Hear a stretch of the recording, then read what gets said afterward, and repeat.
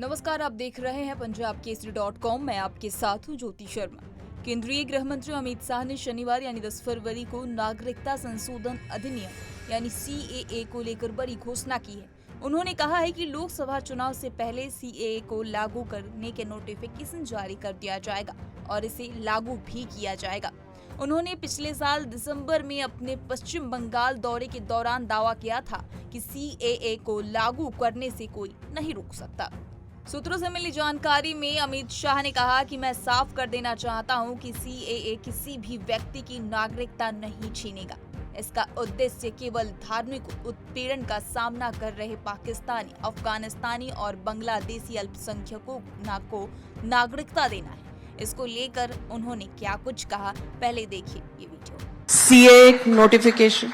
CAA देश का कानून है, इसका नोटिफिकेशन निश्चित रूप से हो जाएगा और चुनाव से पहले के बाद पहले ही होगा। चुनाव के पहले ही CAA को अमल में आना है, इसमें किसी को कंफ्यूजन रखना नहीं है। ये भी कांग्रेस पार्टी के नेताओं का वादा है। जब देश का विभाजन किया और वहां पर ढेर सारे वहां की देश में अल्पसंख्यक जो थे, हिंदू, बौद्ध, जैन, क्रिश्चियन थे, उन पर प्रताड़ना होती थी, सारे लोग यहां भाग कर आना चाहते थे। उस वक्त कांग्रेस पार्टी का वादा था कि आप धीरे धीरे आइए, आप जब भी आओगे भारत में आपका स्वागत है, आपको नागरिकता दी जाएगी। फिर मुकर गए।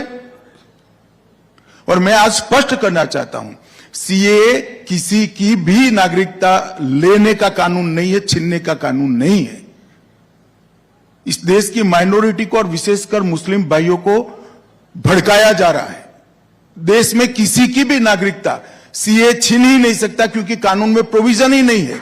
CAA जो शरणार्थी आए हैं पाकिस्तान और बांग्लादेश से धार्मिक प्रताड़ना के कारण, उनको नागरिकता देने का कानून है और मैं मानता हूं इसमें किसी का विरोध नहीं होना चाहिए। मेरा आखिरी सवाल, बड़े बड़े अमित शाह ने कहा कि पड़ोसी देशों की पीड़ित अल्पसंख्यकों को नागरिकता देने का वादा कांग्रेस का है। उन्होंने कहा कि जब देश का विभाजन हुआ था, वहां पर अल्पसंख्यकों को प्रताड़ित किया जा रहा था।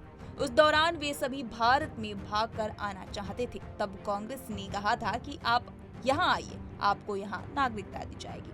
वहीं केंद्रीय गृह मंत्री ने विपक्ष पर मुसलमानों को गुमराह करने का आरोप लगाया। उन्होंने कहा कि हमारे मुसलमान भाइयों को CAA को लेकर गुमराह किया जा रहा है और भड़काया जा रहा है।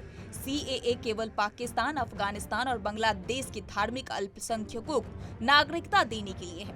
उन्होंने कहा कि नरेंद्र मोदी सरकार द्वारा पेश किए गए CAA के उद्देश्य हिंदू, सिख, जैन, बौद्ध, पारसी और ईसाई सहित सताए गए गैर मुस्लिम प्रवासियों को भारतीय नागरिकता प्रदान करना है, जो 31 दिसंबर 2014 से पहले बांग्लादेश, पाकिस्तान और अफगानिस्तान से भारत आए हैं। आपको बता दें कि आगामी लोकसभा चुनाव के बारे में बोलते हुए गृह मंत्री ने कहा कि यह चुनाव विकास के खिलाफ भ्रष्टाचार के बारे में है।